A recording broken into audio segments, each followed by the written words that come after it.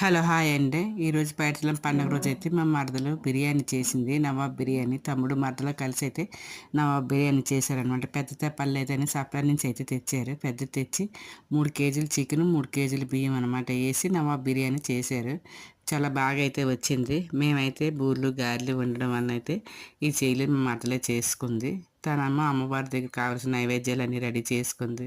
పప్పన్నము మళ్ళీ పరమాన్నం అన్నీ అయితే రెడీ చేసుకొని తను పెట్టుకుంది. నవాబ్ బిర్యానీ అది చేసింది. చికెన్ కూడా వేరేగా వండింది గారెల్లో తినడానికి అటిని. ఈ బిర్యానీ అయితే తనే చేసింది. చాలా బాగా అయితే వచ్చింది. బాగుంది. ఇంక మేము బూరెలు, గారెలు వండేసాం కదా! ఇంక అలిసిపోయామైతే వెళ్ళిపోయామట. ఇంట్లో లోపలికెళ్ళి కూర్చున్నాము. అందరికీ అయిపోయిన తర్వాత అందరికైతే వడ్డించింది. టేస్ట్ అయితే మాత్రం చాలా బాగా వచ్చింది. నచ్చితే లైక్ చేయండి.